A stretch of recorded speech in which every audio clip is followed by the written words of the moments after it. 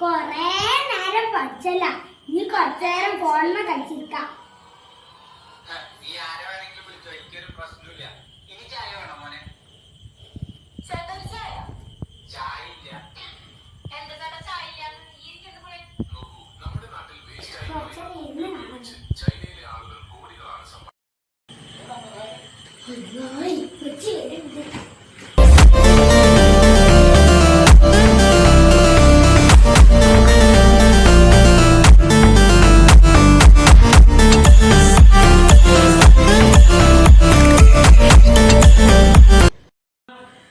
Rifu ഉറങ്ങിക്കണേ.